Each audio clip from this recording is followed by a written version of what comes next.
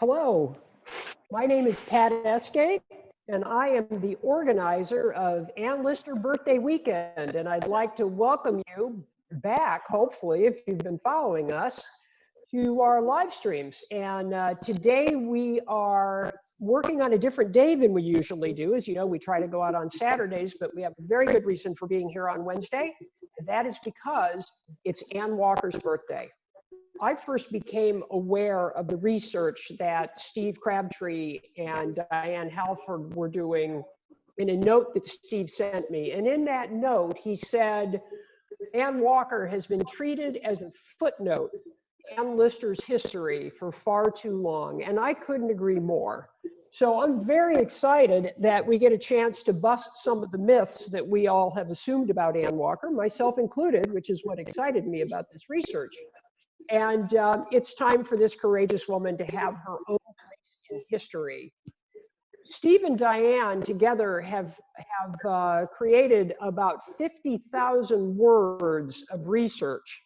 I know that there are many other people that have been following up on this subject, but I have found their research very compelling, so we're going to take a little time to walk through that. First, a little bit, Steve Crabtree works in visitor services at Shibden Hall. His research is being done completely on his own, however, it's not in connection with Shibden Hall. But of course, one of these days, we hope to see the book at Shibden Hall for sale. Diane Halford came to this project in a very interesting manner. She had her own deep interest in researching Ann Walker.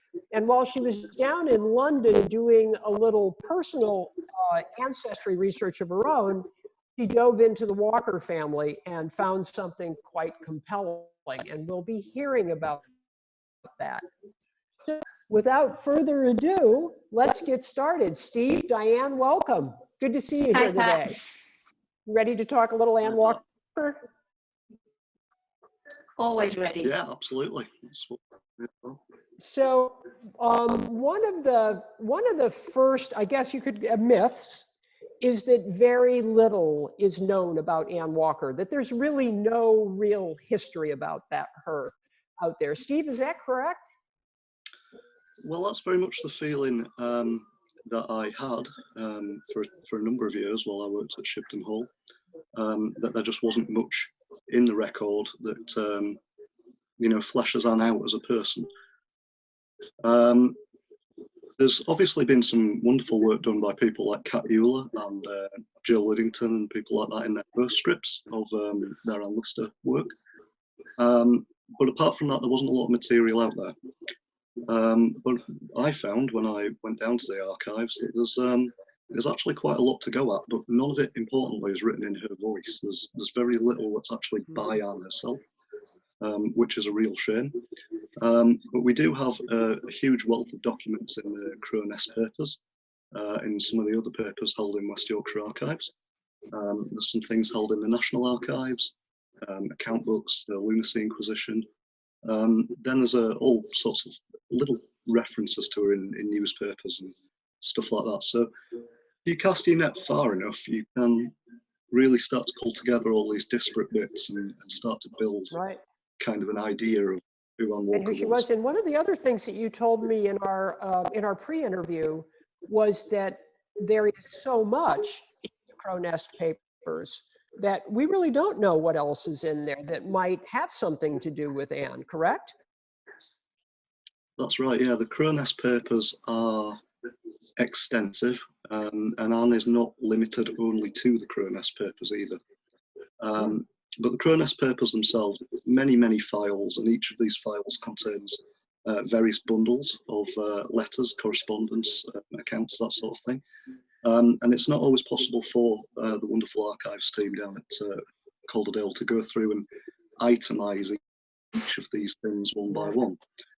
So you've really got to sort of take the body of work and look through it. It's and a treasure hunt. Try and pick out the... It's a treasure hunt. Yes. Yeah.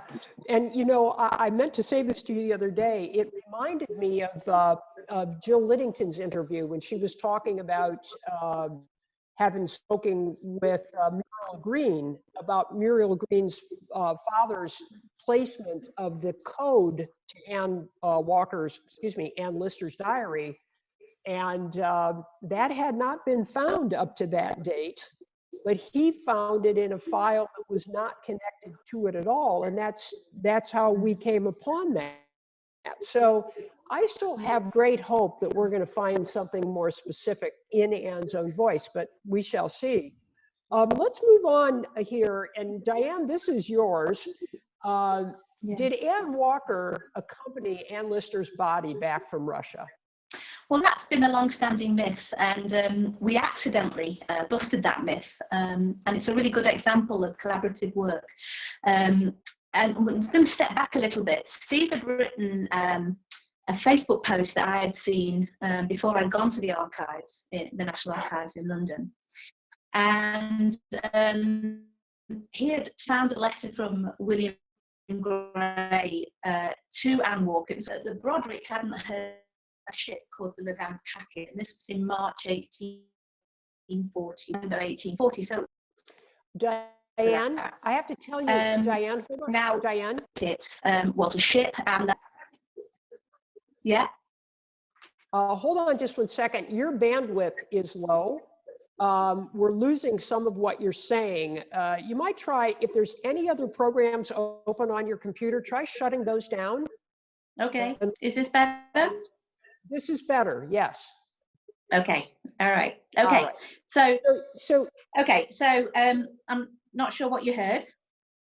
So basically what you were saying was that you found a letter from William Gray asking about the what was happening with the Levant Packet, correct? Yeah, Steve and David Glover found that. And when I was down in the archive, it mentioned Broderick. And when I was down in the archive, I was looking at the Walker versus Gray files, and they're huge, big parchments, very dusty, anybody that's touched them. I opened one up, and right there in the account section, I saw that there was a cost of freight for Anne Lister's body to come back from Trebizond, which is on the Black Sea. And I also found in the Walker versus Gray evidence box a set of accounts for Anne Walker that talked about paying Broderick for the freight of Anne Lister's body, and that was the same amount of money, which was £57, 16 shillings and 9 pence, and therefore we assumed that that the Levant Packet and Broderick, that was about Anne Lister's body, was on that ship.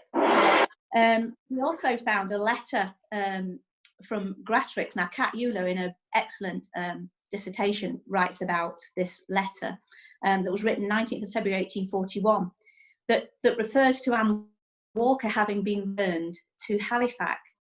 Now, we know from articles that Anne Lister did not return to Halifax. Her body did not return to Halifax until late April 1841.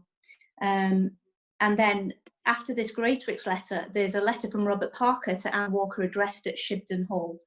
And Anne Walker replies on the 20th of February from Shibden Hall, 1841, which proves that Anne Walker was in Halifax in February 1841, and Anne Lee wasn't returned to Halifax until late April. And the letter in March asking where the body or where the ship was bust the myth wide open that Anne Walker returned with Anne Lister's body. Right. So that was and I know that information had been out there before, but the story of you finding that bit of information was quite something. Yeah. And as you said to me, you felt like at that moment you were going to become the most unpopular person in the Anne Lister, Anne Walker world. I absolutely did. Yeah. So, yeah. So we typically, Anne Walker has been spoken of as being very frail, not really capable of handling her business concerns, et cetera. But that really isn't all that true, is that, Diane? Well, we tend to look at most of the stuff that we know about Anne Walker is in almost in the shadow of Anne Lister, and Anne Lister was, you know, her indomitable spirit is infamous, and Anne Walker has always kind of been compared to that. Now, but actually, we've uncovered some incidents where she has really shown that she was quite spirited. We'll give you an example. There was an incident when some Ordnance Survey people came on to Shibden Estate, And Anne was not happy with that at all. And she rallied her estate workers, and they all rushed out with Anne at the front and physically confronted the Ordnance Survey people. Now, I'm sure we'll hear about that a little bit later on. That was actually illegal, and she got fined in the courts for that. But she actually did take on a band of soldiers and labourers from the Ordnance Survey. Another example was that Captain Sutherland, after she'd been removed from Shipton, had gone through a lot of correspondence and found a letter that she'd written to William Smith, who's a London lawyer, and so much stuff we've still got to research. We don't know a lot about him yet, but we do know Diane on a bond of £1,000 to prosecute Parker and Adam to the knife if anything happened to her. Now that shows a bit of a spirit. Wow. Another thing that we can talk about, sorry? I was going to say a little bit of foreshadowing too, quite frankly. Yeah, well, she also set her face against, that's a direct quote, against any kind of rent reductions when it came to her estate management. She dismissed tenants quite easily. She did show quite a lot of spirit, but one of the biggest, boldest things that she did, Stephen, I truly believe, is the fact that she actually had the courage to marry and live with the woman that she loved. Now, we know that Anne Lister did that, but Anne Lister had lots of support from her family, an unshakable sense of self. And Anne Walker didn't have those, and yet she still made the bold choice to go and live with the woman that she loved. And I would argue that perhaps that's even a bolder choice than what Anne Lister did because of her circumstance. I would absolutely agree with you on that, and that is a point that often gets lost in the myth of history. Let's go back to this thing about her managing that estate. Steve, you have some things to say about some of the decisions she made and how she went about doing that.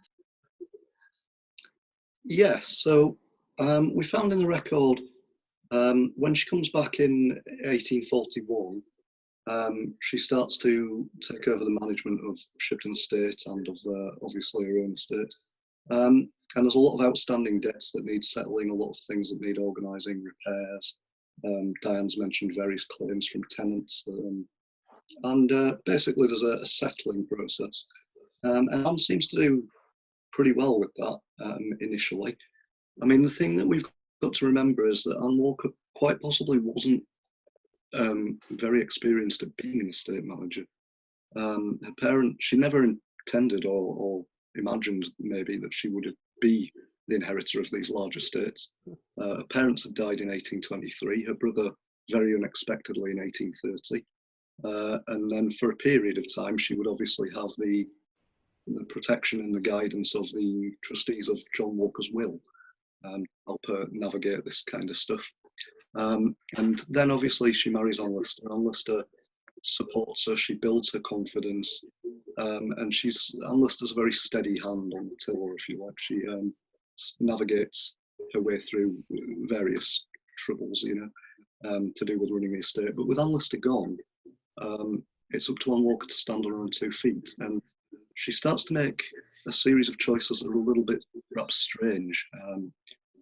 Around sort of September 1842, that's about the time that we start to see some of these perhaps kind of unusual purchases being made. She agrees to buy the title to some coal of a neighbouring farm.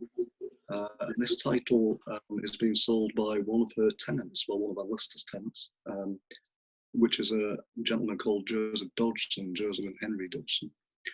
And they put together a very sort of grandly worded memorandum of agreement that Anne Walker signs, with some pretty interesting maths in it as well. I forget the actual figures now, but Anne agrees. Basically, she signs this document, and she signs it in the presence of Thomas Pearson and a gentleman called John Wolstenholme. And Thomas Pearson is another tenant. John himself is a carpenter who's been working at Shipton Hall. So where you would normally expect to have a kind of a solicitor or a legal clerk there to witness these signatures, there's none of that support there for Anne at this time. And Dodgson's agreed. Yeah, I was I'm just sorry. going to say, and wasn't there a pretty quick closing date on that? You were saying the other day that seemed to be a little rushed. Absolutely, yeah. Dodgson's right up their memorandum around the 10th of September. And they agreed to make good on the title to the coal by the 14th of September. Wow. So that's only a 4-day window, which in every other kind of conveyance and exchange of property and land that we've seen, it's remarkably tight deadline. That it's very, very unusual. But perhaps the biggest point about it is the way that the archives are arranged is we find out a lot of our information secondhand and we find it in hindsight.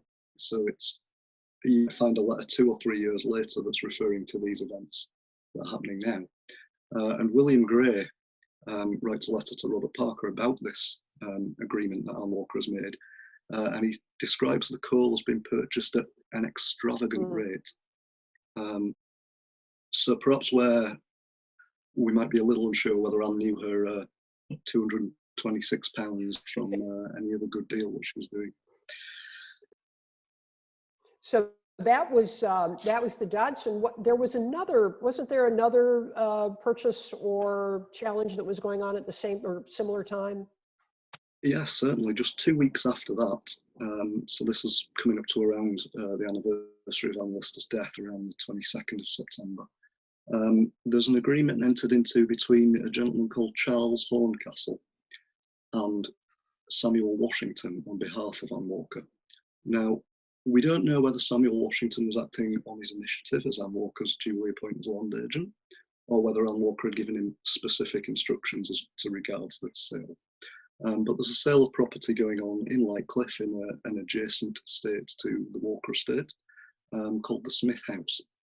And Samuel Washington agrees to buy the Smith House from Charles Horncastle. And on the surface, everything seems like a routine absorption by the Walker estate of a neighbouring sort of farm, if you like. And it's only a little bit of time later that the specifics start to come out. So the Smith House was inhabited, and I've got David to thank for this, David Glover, by the way. The Smith House was inherited by a gentleman called William Town Radcliffe.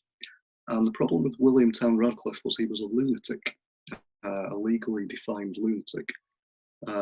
So he had a life interest in the Smith House.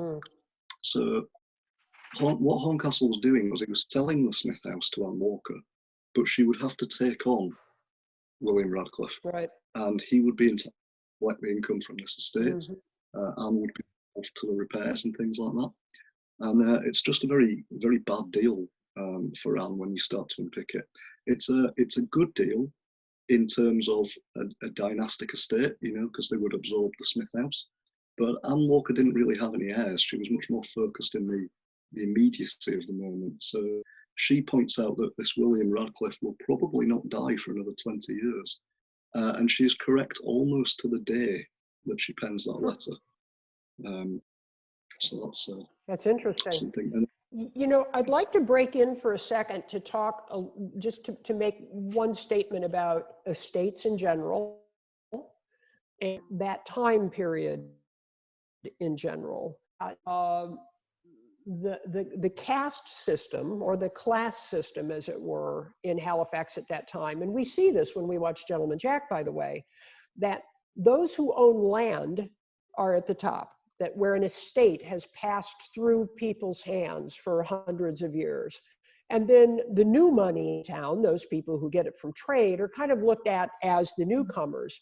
So the thing that I want to point out about this is the care and building of the estate was essentially the job of whoever inherited it. It wasn't a side issue. It wasn't you lived on the land and then left it to your heirs. You were expected to care for it, grow it, and make sure that it was handed off in a manner that was proper to the people that came before and the people who had come afterwards. So estate management was a big thing. It wasn't just who's going to do the landscaping today. It's good to see Anne Walker's efforts in that regard through that light. It wasn't just a hobby or a pastime.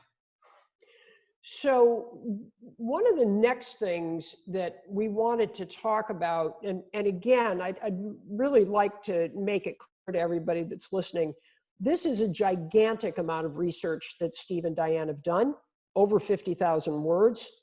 And we are really cruising through some very specific points here. And we'll give you some information about how to get in touch with them or to follow their progress at the end of this.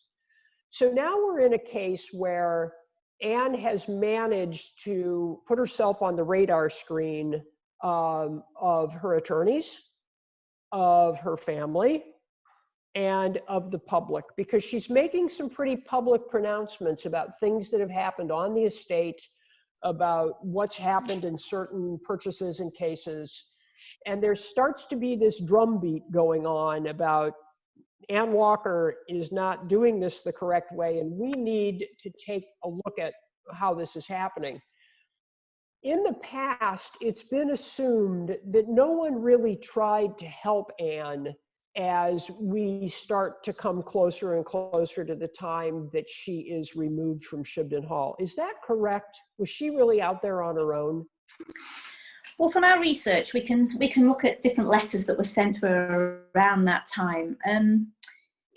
She did have quite a lot of professional people around her that were offering advice at that time, but it appears that she didn't seem to take it. There was a letter, Steve mentioned the Horncastle purchase. There was a letter from the lawyers, Barker and Rose they're called. And at some point, Anne Walker had ceased to seek the confidence or the advice of William Gray or Robert Parker and Thomas Adam, her solicitors, William Gray being a York lawyer and Parker and Adam being the local Halifax estate solicitors. And she completely bypassed them and started writing directly to the solicitors of Charles Horncastle, who tell her, we can't really do this, this is not really the done thing, but this is how you make an appearance in court. You need to speak to your solicitors. And they emphasised that multiple times, but unfortunately, she didn't. Okay. Again, there was a whole debacle over some income tax or property tax that she owed. She claimed that she didn't owe it, it wasn't her property. But the income tax commissioner had issued a distress warrant. Now, a distress warrant is exactly what was issued earlier under a tenant called Atkinson, where bailiffs essentially, or the sheriff's men, could go into your house and take property worth the value of what your debt was. And the income tax commissioner had issued some debt to income tax that Anne Walker owed. And Reimer writes to her and says, please pay it. We can always get it refunded, right. But she doesn't. So, I want to clarify the Reimer point because we didn't cover this. Reimer is a London attorney that Anne Walker has contacted outside of Gray and outside of Parker. Yeah.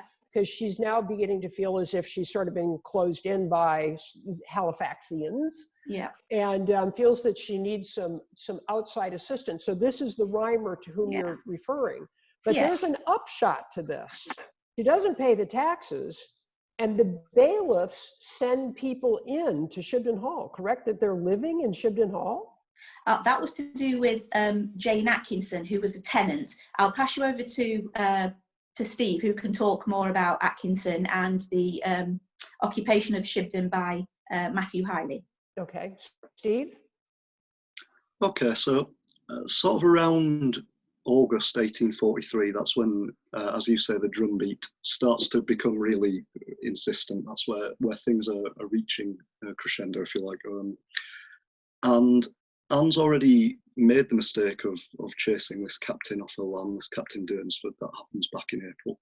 And she's been fined by the magistrates for it. And then later on, this lady, Jane Atkinson, the tenant of Anne's, kind of just appears in the record out of nowhere.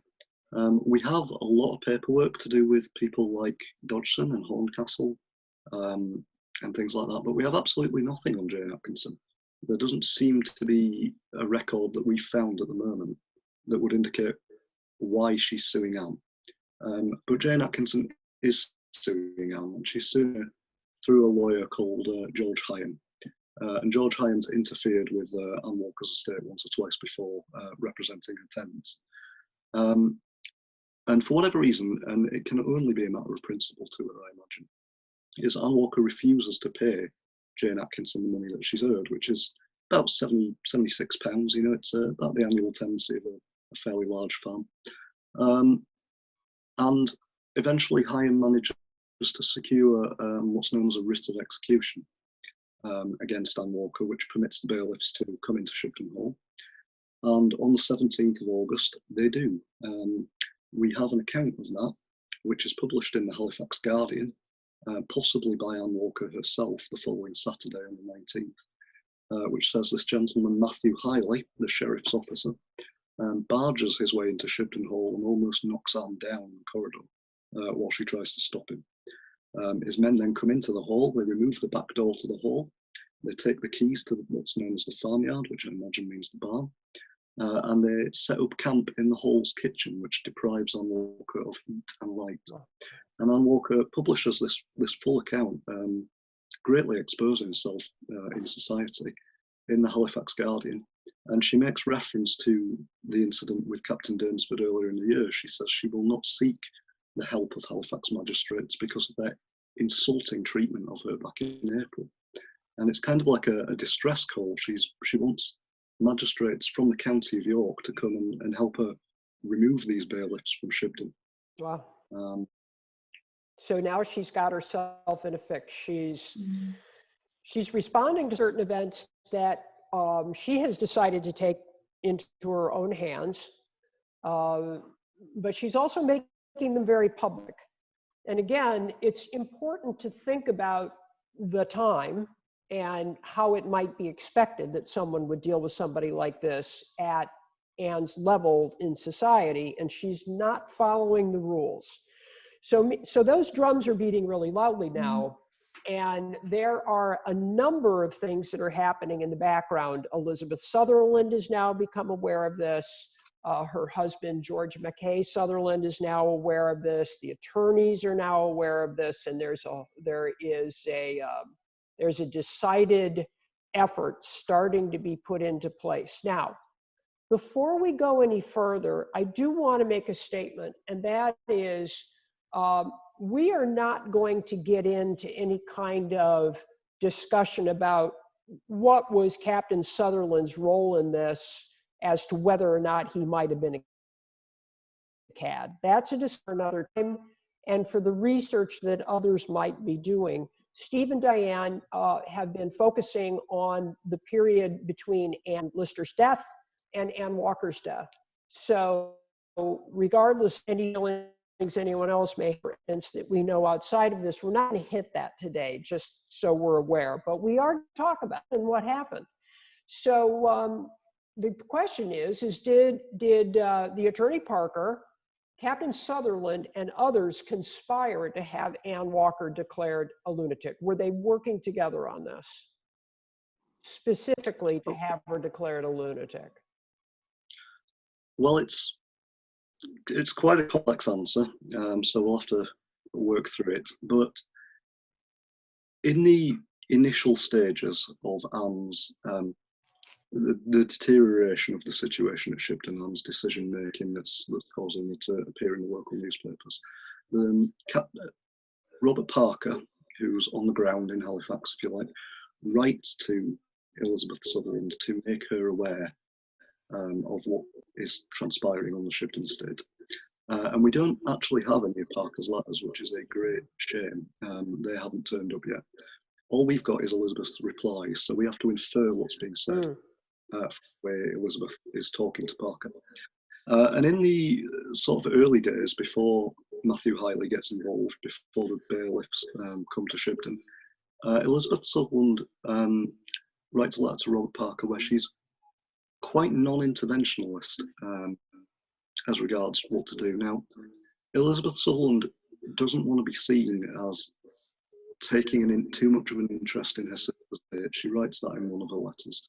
You know, she doesn't want to be seen to be manipulating anything to her advantage or for her control or for her benefit. She records that Captain Sutherland is away. He's hunting game on the moors. and he only receives his post infrequently.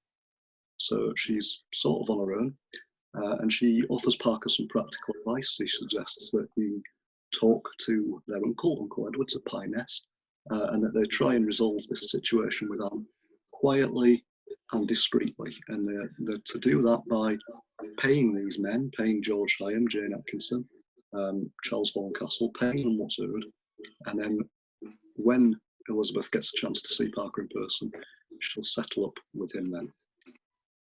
And as the days progress and the situation at Shibden deteriorates and Parker's letters become more and more panicked, Elizabeth's responses seem to move from this kind of non-interventionalist kind of mentality to, she widens the circle of people involved. She suggests that Parker bring the Griggses into play, they're close family friends. She suggests that he take various actions to try and stop the proceedings at Shibden, which is what she calls them, because these bailiffs are due to hold an auction of Shibden Hall goods.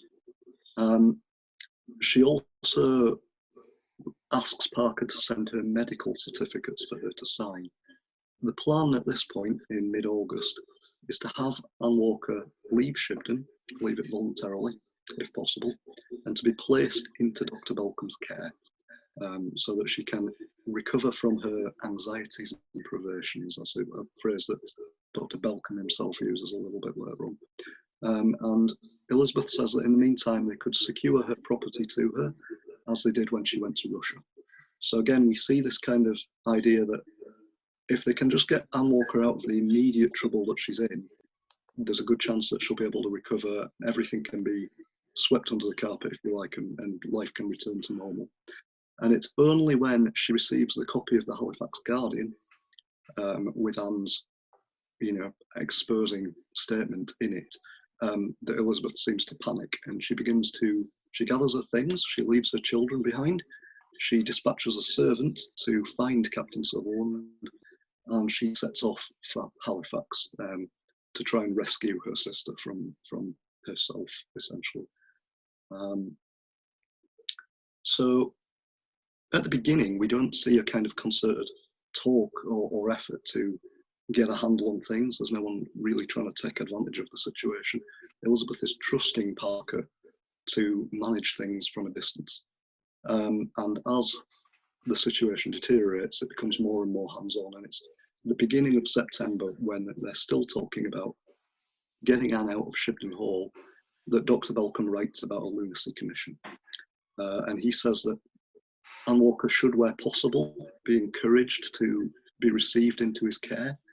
She should submit to friendly advice. Those are the phrases that he uses.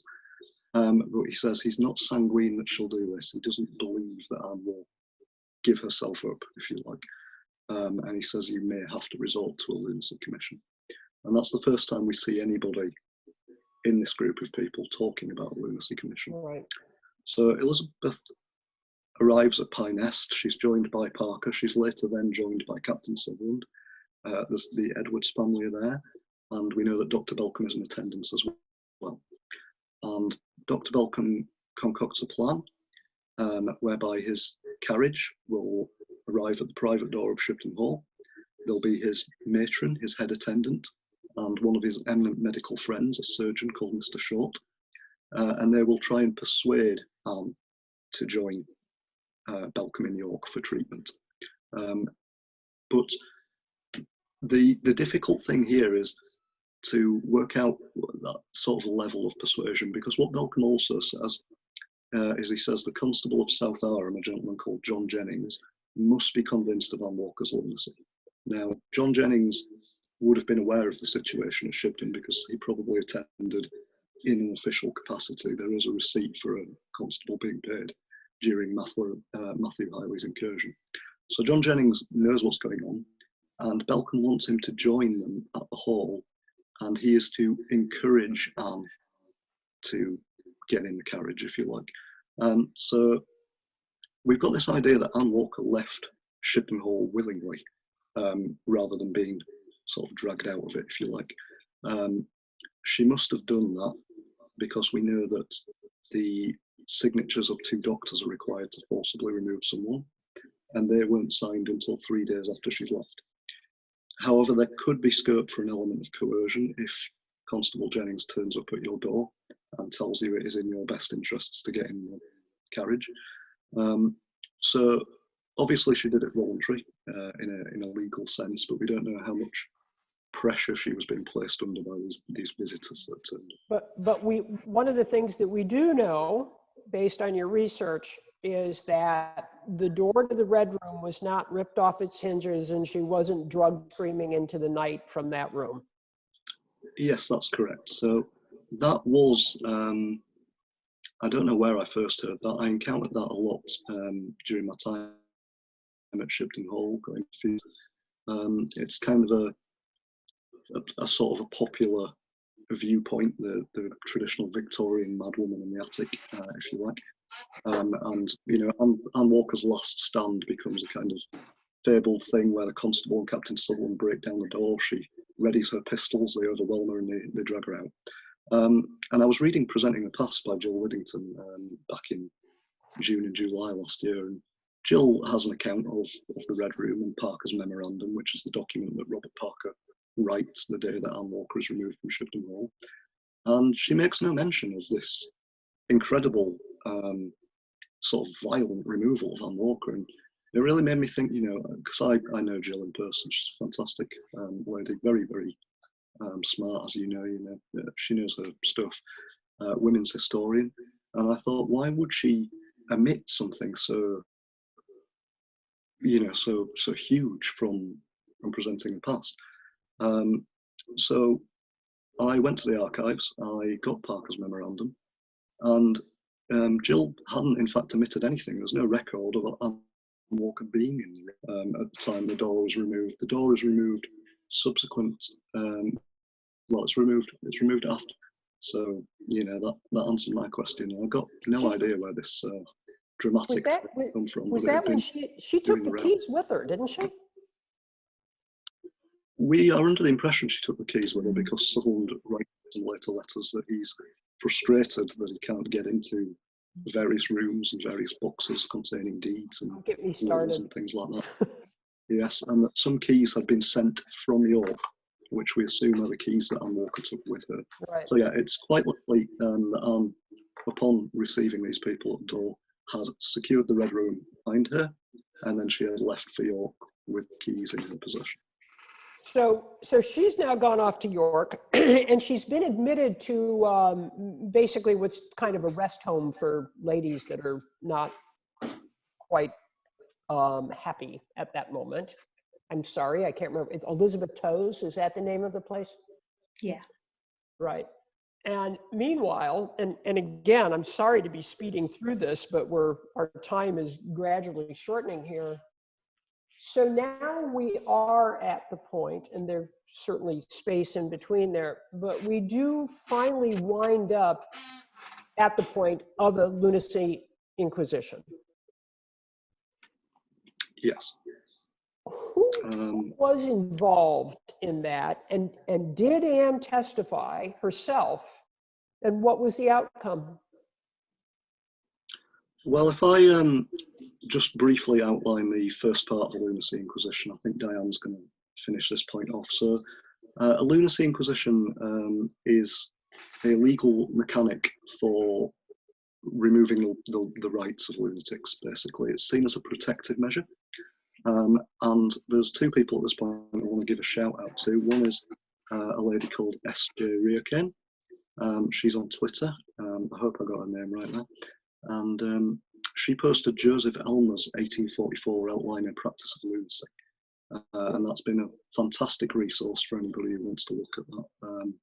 And basically tells you how the Lunacy Inquisition is constructed, and a commission goes ahead. And the other person is Anne Boynes, who posted the Osbaldwick Asylum records that she'd found. So it's those two people who've really sort of filled in some pretty huge holes in Anne Walker's story, and they deserve to be recognised. But basically, a Lunacy Inquisition, as I say, is a mechanic for taking people's property rights off them, and legal rights off them. It's generally seen as a protective measure if they can't be trusted, if you like, to run their own affairs. And According to Joseph Elmer's book, it's comprised of 23 men. Other people suggest 24, which would be more in line with a grand jury, but Elmer says 23. It requires a majority verdict of 12. And then there's various steps that happen. So it's held in either its home or a nearby public house. The jury are paid for their time. And once the verdict has been reached, they fix their seals to the document to say that they have found the alleged lunatic to be a person of unsound mind.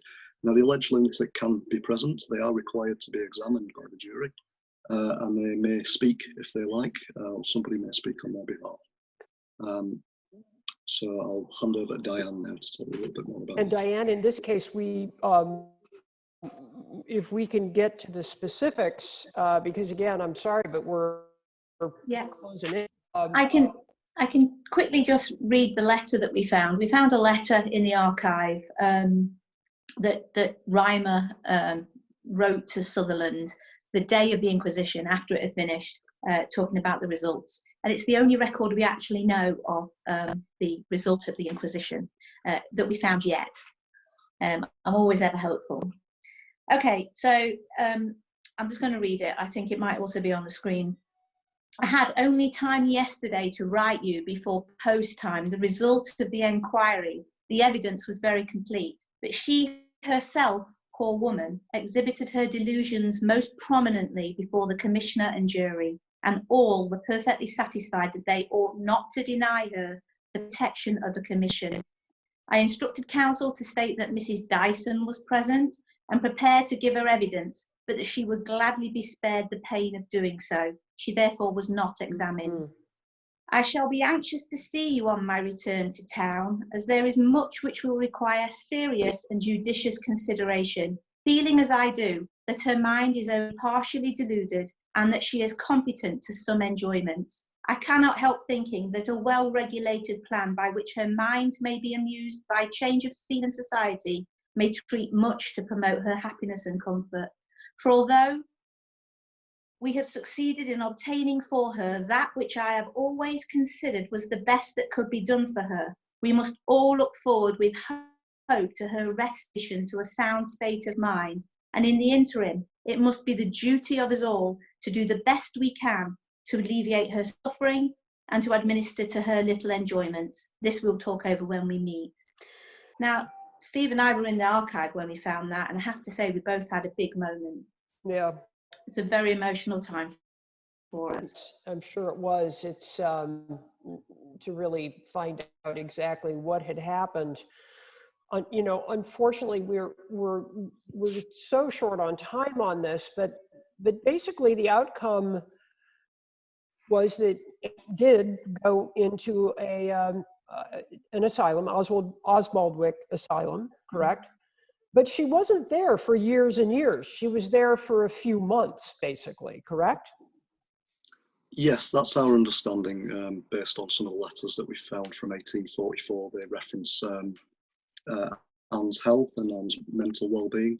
There's a particular one in April from Elizabeth, where she states that the Sutherlands are moving to London, and she hopes Anne will join them in a week. There's a letter from William Gray 2 weeks later. He's visited Shibden Hall. He references Miss Walker's bedroom, and he importantly references it in a different position to the one that we understood was Miss Walker's bedroom. So it's not the Red Room, it's a different one, which infers that she's been there. And then by November 1844, there's another letter from Reimer to Captain Sutherland, and he states that the Commissioner in Lunacy, Dr. Edward Winslow, will be calling on Sutherland, and at the same time, he will be paying Miss Walker a professional visit. So Anne Walker is back at Shibden Hall. She's there with Captain Sutherland and Elizabeth. Captain Sutherland has moved into the hall, and as you've explained to me, and I'm sorry that I need to condense a little bit here, but that all of the other estate properties were inhabited by renters or tenants. And so Shibden Hall, in your estimation, was probably the most logical place for the Sutherlands and Walker to wind up. Anne does eventually move back to Cliff Hill with Lydia Fenton as her housekeeper. Lydia was a childhood friend and the daughter of, was it Wilkinson? Yes. Yes. Yeah.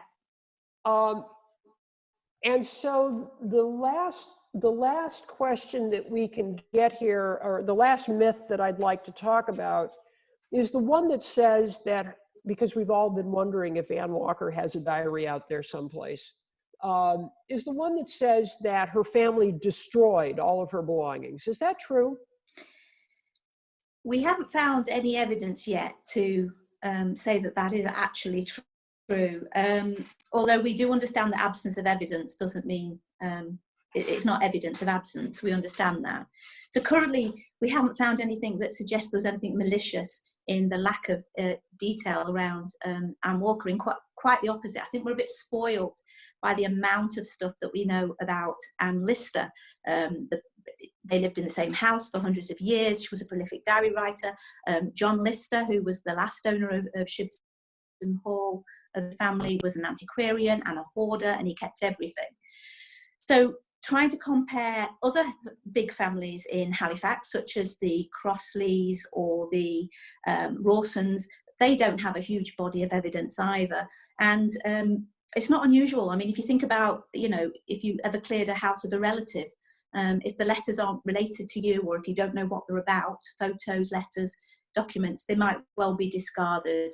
But also we've got to remember that we're still at the very beginning of this journey of researching Anne Walker.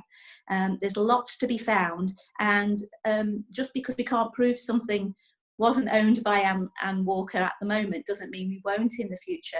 And it doesn't, and it means that there could be a whole wealth of stuff owned by family members or non-related family members. I know some private papers showed up in New York.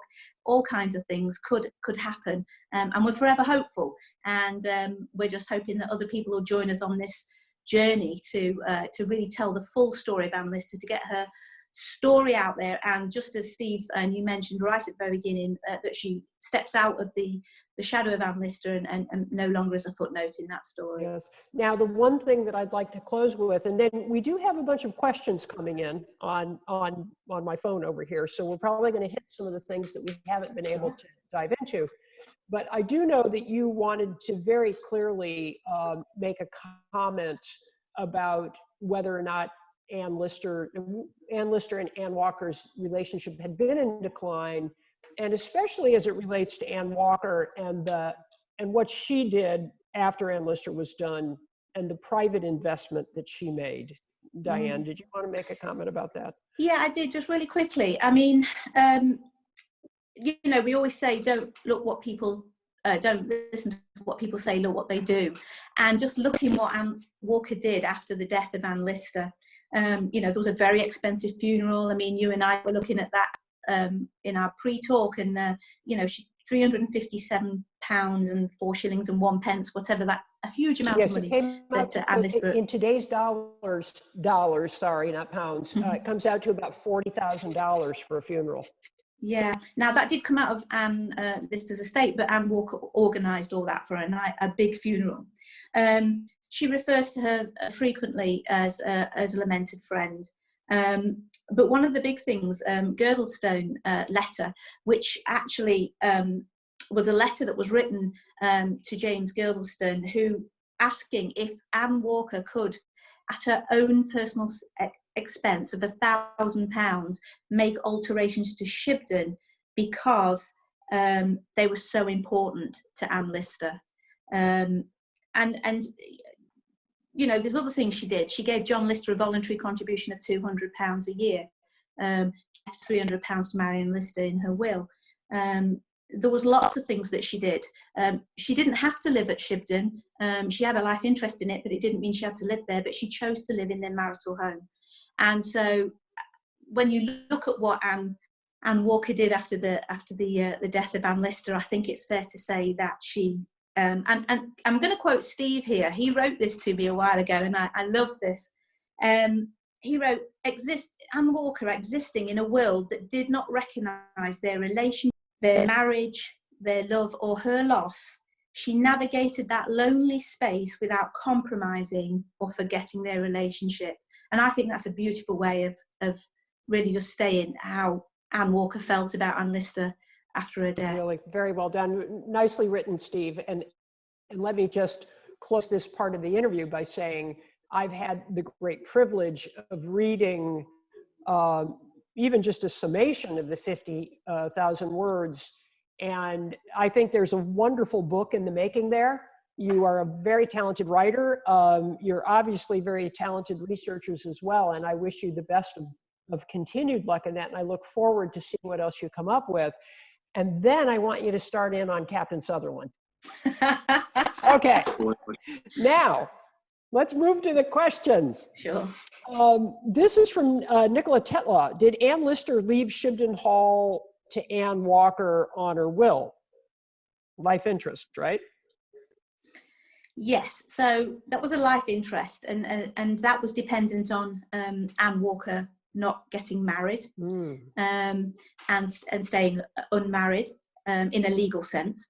And when Anne Lister died, when Anne Walker died, it would automatically pass to the heir that Anne Lister had, which was a distant relative called John Lister. This is from Jessica Mary Payne. If someone wanted to do their own research about Anne, where would you recommend they start out? Well, that's a great question. Yeah, and yeah, we want more people to be doing research about Anne Walker. That would be fantastic. If you are local, I would start out at Calderdale House.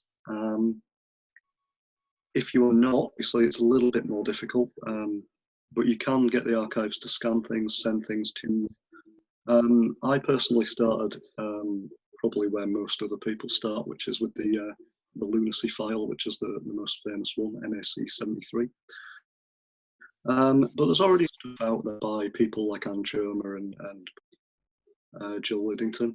There's obviously parts of Anne Walker's life that don't revolve around lunacy, because she was so much more than a lunacy verdict. You know, she was a real person. She did things. She had great enjoyments, hobbies, interests. She was in a first lesbian marriage. You could start simply by downloading some of Anne Lister's diaries and just scouring that with an eye for references. This is a question from Helen Shaver. Who lived in Shibden Hall with Anne after Anne Lister's death? So there's a couple of periods in play here. There's right after Anne Lister's death, and then when she comes back from the asylum. Steve, you want to fill that in? Yeah, so Anne Walker lives there with, I think about 6, is it, Diane, servants in the 1841 census. Yeah. Various housekeepers, maids, that sort of thing. Interestingly, by the time you get to Parker's memorandum in the Lunacy Inquisition, Elizabeth actually references the fact that there's only one person there at the time, a daughter of Thomas Pearson. After she comes back from Osbaldwick, she actually moved into the summer of 1845, probably early on in that summer, around April time. And Captain Sutherland also makes some allusions to the Gardener's cottage, with a small, sturdily built house that was up in Cymru Wood. So we believe that maybe she shared the hall with him, but another likely scenario is that she in the cottage with her own attendant, and he inhabited the hall with his new wife and his children. Oh, right. Let's back up there a second. When did Elizabeth Sutherland die? Do we know? December 1844. So now we're talking about 1840, and Captain Sutherland is already remarried, and he's now living at Shibden Hall with his new wife. He remarried in 1846. Okay. That the Gardener's cottage, Steve, do you know, is that, I know that back in the Cymru Wood, there's a foundation back there, an old house foundation or something. Do you think that that's where the Gardener's cottage was? Based on what I've been told, yeah, it's in that area. So what you'll find from those foundations is you'll find tiny little fireplaces down the outside of them. Yeah. And that they were the heated greenhouses Anne Lister's glass garden, if you like. Oh, wow. The garden cottage is kind of like an L-shaped ruin that kind of protrudes out of the trees and is mostly covered by ivy. And that represents one corner of the gardener's cottage. Wow, fascinating. It's really, for those of you who have not had a chance to be to Shibden Hall, I highly recommend that you don't just focus on the hall, but take a walk up through Connery Wood, because there's all sorts of interesting stuff up there, and it's sort of on your way up to Walker Pit. So let's see. Is there anything, let's see, can folks like the Code Breakers get access to the Crow Nest papers and help with research? Shall I do that? Sure. Yeah, go right ahead. Sorry. Yeah, I mean, anyone, the people at the archives are absolutely wonderful. I couldn't sing their praises enough. Anyone can get access to various papers. The problem with getting them remotely is they are a chargeable item, so you have to pay for them. And the Crow Nest papers are not specific individual letters that you can find just by typing on Walker into a search function. They are bundles of letters that may or not contain references to Anne Walker. So, I mean, if you're a particularly affluent person, I suppose you could pay for all of them. Otherwise, you might have to really kind of liaise with people over what aspects of them you're going to look at. Now, the archives do have a rate as remote research, so you can pay somebody from the archives to look through the papers for you and to maybe pick out the ones that they feel are relevant, and then you can have a crack at those. Interesting. This is from Sophie Costin, is there anything the Anne Lister Codebreakers can do to help assist with the research you are currently doing on Anne Walker? There's a lot of people interested in helping here, as you can tell. Absolutely. Now, we are actually going to be doing, looking more into collaborating with people and hopefully getting some real collaborative research going on areas that perhaps we haven't focused on. For example, there has been a lot of work done on the diaries that include references to Anne Walker, and that's not something that we're not transcribers, part of that project. So those kind of things, getting a better picture of Anne Walker from Anne Lister's diaries. We haven't really looked either at really delving into the younger Anne Walker. I know David Glover, has done quite a bit of research on that, but there's always things that could be found by accident. So I know you're going to be putting our details up, and if people want to reach out to us and help us with different things we're doing, we're more than happy to talk to people, because our aim of this research is not necessarily to write a book. That might happen, but it's actually to get the full story of Anne Walker told, so she becomes, she steps into the spotlight. Right. This question is from Susan Reynolds. What was Anne Walker's relationship with her sister Elizabeth? Well, that's outlined in some of the earlier Crow Nest papers, which we've had a chance to look at. We haven't got very far with them. There's also going to be references in Anne Lister's diary to things like that. If, in all honesty, rather than give you some sort of half-baked answer, what I'll do is hold my hands up and say, I've only looked at the stuff from 1841 to 1845. Right. And Elizabeth appears in a very, very narrow capacity in that. Now, you can pick out things from Elizabeth in the way that she talks about her sister. She often references how sorry she feels for Anne, about trying to help her with various things. There's obviously no solid evidence of any malicious intent or anything like that. But without looking at the Crow Nest papers, the Walker family correspondence between Anne and Elizabeth, and without looking at the diaries, I wouldn't be able to give you a substantive answer on that. Right, and from the earlier discussion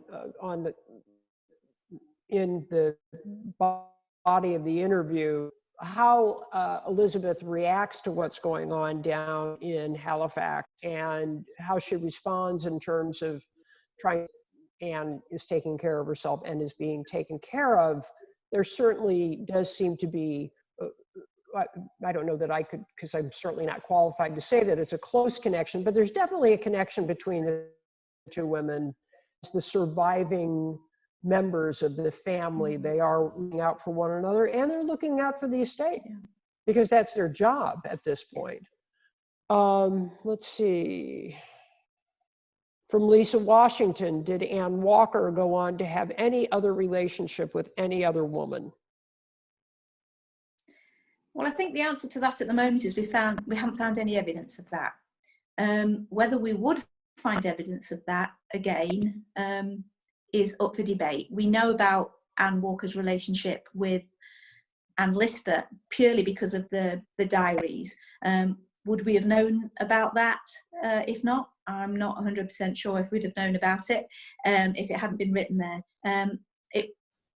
So no, at the moment, we don't know of anything. Again, we're forever digging, we're ever perpetually surprised. We'll open a folder full of railway stuff or open a folder full of something else and find something that's really relevant to what we're looking at randomly in there. So we, there is a good chance that we could find something. And if we do, we will definitely let you know.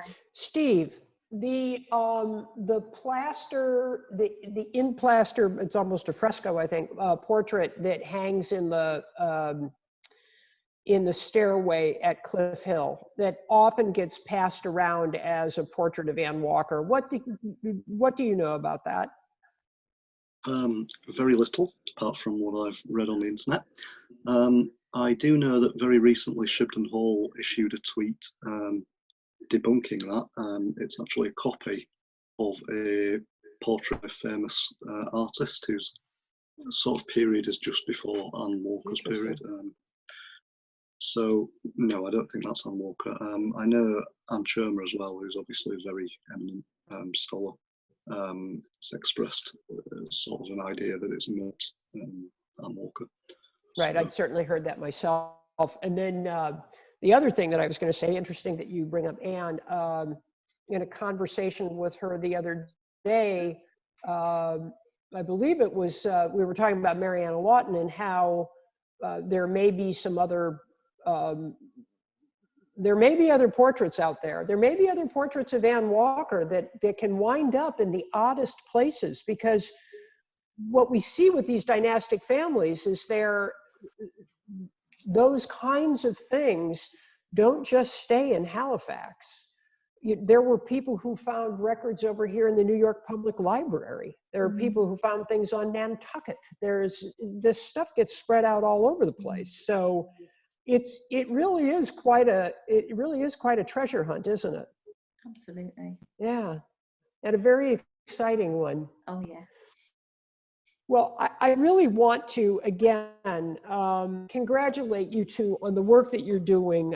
I really very seriously look forward to what else you bring up. One of the reasons for that is that we've decided that ALBW 2021 is going to have a day that's devoted to Anne Walker,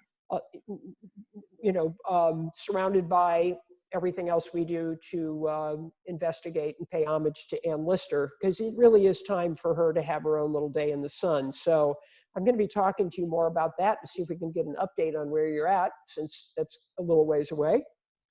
And again, I sincerely want to thank you two for coming. We have one other thing that we're going to be moving into here. It's a little surprise for our viewers. And but before we do that, I just want to thank you and tell you I look forward to talking to you in the future, both Anne and you, Steve. Bravo to all the work you've done, and to everybody else that's helped out there, including David Glover, if you're watching, hello. And thank you again. Thanks, Pat. See you. Thank you. So to those who still watching here, we have a little world premiere for you.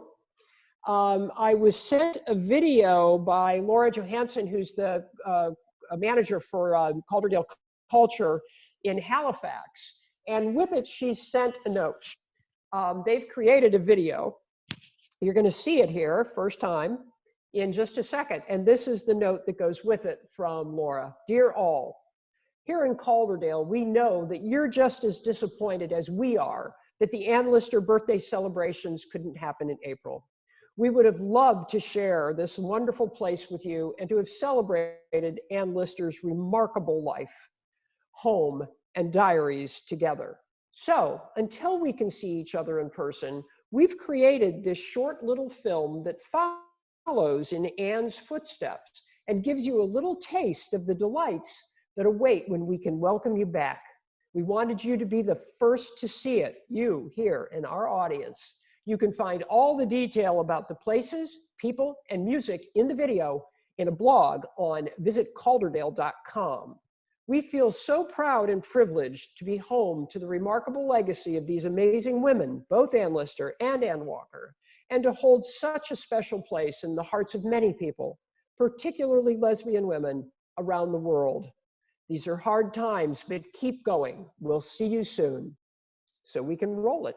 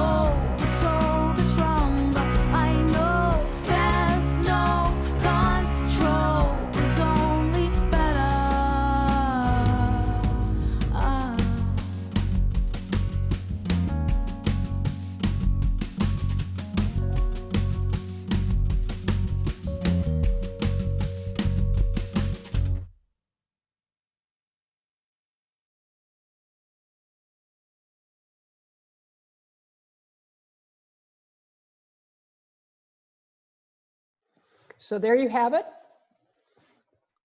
The welcome to all lesbians to come to Halifax.